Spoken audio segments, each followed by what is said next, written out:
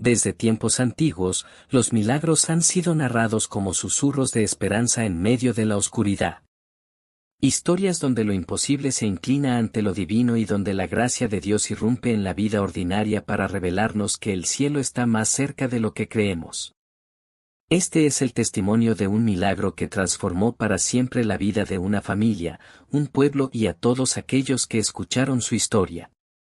Una historia real, una historia de fe, una historia que demuestra que cuando el ser humano toca fondo, es ahí donde Dios extiende su mano con mayor fuerza. Todo comenzó en un pequeño pueblo del interior, un lugar rodeado de montes y caminos estrechos donde las campanas de la iglesia marcaban el ritmo de los días. Allí vivía Marta, una mujer sencilla, profundamente creyente, conocida por su sonrisa serena y su voz suave al rezar el rosario. Era madre de un solo hijo, Gabriel, un joven de 20 años lleno de sueños, energía y bondad. Gabriel trabajaba en el taller de su tío reparando motores y ayudando a los vecinos cada vez que podía.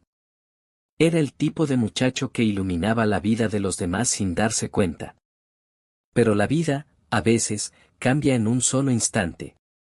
Un día de otoño, cuando los vientos comenzaban a enfriar las mañanas, Gabriel salió muy temprano a entregar una pieza de motor en un pueblo cercano. El camino era conocido, pero la neblina era densa, casi como un manto que descendía desde los cerros. A mitad del trayecto, un camión perdió el control en una curva peligrosa. El impacto fue inevitable. Los vecinos escucharon el estruendo a lo lejos, un ruido que desgarra el alma antes de saber siquiera qué ocurrió. Gabriel fue hallado entre los restos del vehículo, inconsciente y gravemente herido. Los médicos dijeron que había pocas esperanzas. Las costillas estaban destrozadas, había una hemorragia interna severa y su corazón latía débilmente, como si estuviera perdiendo la voluntad de seguir. En cuestión de minutos, el pueblo entero se enteró de la noticia. Y mientras la ambulancia lo trasladaba a la ciudad, Marta cayó de rodillas en medio de la sala, con las manos temblorosas, y pronunció una oración que brotó desde lo más profundo de su ser: Señor, no me lo quites. Si es tu voluntad, muéstranos tu misericordia. Las horas que siguieron fueron un valle de lágrimas. En el hospital, los médicos hicieron todo lo que pudieron, pero finalmente le dijeron a Marta que Gabriel no sobreviviría a la noche. Ella sintió que el mundo se desmoronaba bajo sus pies. Pero no se rindió. Tomó el rosario que había heredado de su madre, un rosario antiguo, desgastado, pero lleno de historia y oración. Se sentó junto a la cama de su hijo, le tomó la mano fría, y comenzó a rezar. No lo hacía con desesperación, sino con una fe serena, una fe que no se aprende en libros sino en la vida misma. Cada Ave María parecía atravesar el silencio de la habitación como un rayo de luz. Cada Padre Nuestro llevaba consigo la esperanza de lo imposible. Algunos enfermeros, conmovidos por aquella escena, se detenían unos segundos junto a la puerta. Era como si algo sagrado envolviera aquel lugar. A medianoche, cuando el silencio del hospital era más profundo y los pasillos parecían dormidos, Marta cerró los ojos un momento para descansar. Y en ese instante ocurrió algo que nadie esperaba.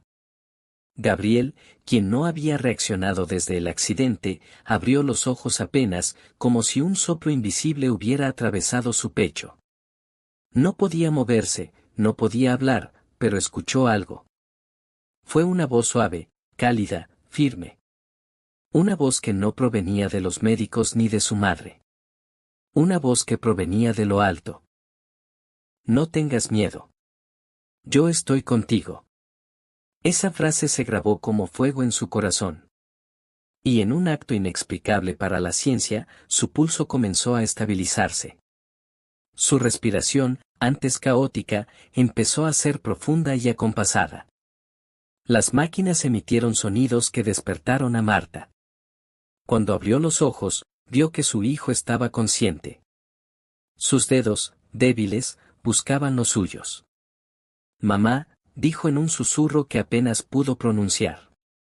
Ella rompió en llanto.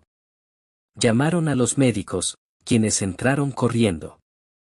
Analizaron cada monitor, revisaron cada herida, pidieron pruebas urgentes. Algo había cambiado. Algo que no podían explicar. Uno de los doctores, con más de 30 años de experiencia, dijo en voz baja: no hay explicación científica para esto. Este joven estaba muriendo. Las horas pasaron y Gabriel mejoró más rápido de lo humanamente posible. Las radiografías que antes mostraban fracturas graves ahora revelaban huesos alineados y sorprendentemente recuperados. La hemorragia interna, que amenazaba con apagar su vida, había desaparecido sin intervención alguna. La noticia se esparció por todo el hospital. Algunos médicos lo llamaron recuperación espontánea. Otros simplemente guardaron silencio. Pero para Marta y para Gabriel no había duda. Habían sido tocados por la mano de Dios. Días después, cuando ya podía hablar con claridad, Gabriel contó lo que había escuchado aquella noche. Dijo que sintió una presencia luminosa junto a su cama. No vio un rostro, pero sintió una paz tan profunda que no se parecía a nada de este mundo. Era como si el cielo mismo hubiera descendido para sostenerlo. Y esas palabras, yo estoy contigo, seguían resonando en su interior como un eco eterno. Cuando regresaron al pueblo, los vecinos los recibieron con lágrimas y abrazos. La iglesia se llenó para dar gracias por la vida de Gabriel. Incluso aquellos que no creían mucho, o que habían dejado de rezar hacía años, se sintieron conmovidos. Algunos dijeron que el milagro no fue solo la recuperación, sino la transformación que produjo en el corazón de quienes fueron testigos de aquella historia. A partir de ese día, Gabriel decidió dedicar su vida a servir a los demás. Sabía que había sido devuelto a la vida por una razón. Comenzó a visitar enfermos, a ayudar a jóvenes perdidos, a acompañar a personas que habían perdido la fe. Contaba su testimonio sin exagerar, sin buscar reconocimiento. Simplemente hablaba con humildad y verdad. Muchos encontraron consuelo en sus palabras, otros recuperaron la esperanza, y varios volvieron a la iglesia después de años de ausencia. Marta, por su parte, siguió rezando cada día con el mismo rosario desgastado, pero ahora con un brillo nuevo en sus ojos. Sabía que Dios escucha cada oración, incluso cuando el mundo parece derrumbarse. Sabía que la fe no es un refugio para escapar del dolor, sino un puente para atravesarlo con fortaleza. Y sabía, sobre todo, que los milagros no son leyendas antiguas, sino señales vivas de un amor que no abandona. El tiempo pasó, pero el testimonio de aquel milagro siguió extendiéndose más allá del pueblo.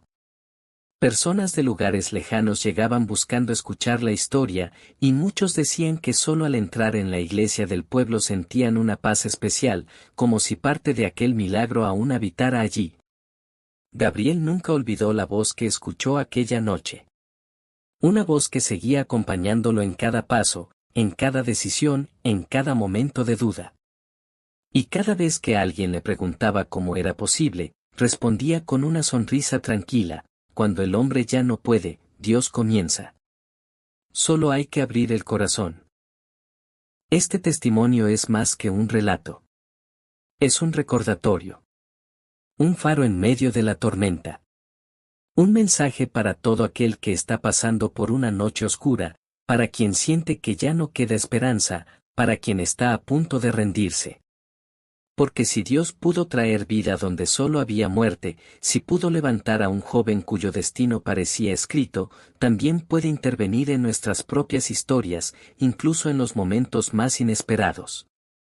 Los milagros no siempre llegan como esperamos. A veces son silenciosos. A veces son visibles. A veces transforman cuerpos. Otras veces, transforman almas.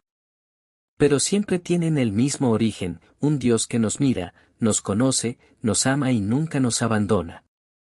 Hoy, esta historia sigue viva. No solo porque Gabriel sobrevivió, sino porque muchos, al escucharla, sienten un pequeño renacer interior. Un impulso de fe. Una chispa de luz. Una certeza de que no caminamos solos. Y quizá, solo quizá, al escucharla, también tú sientas ese susurro en tu corazón.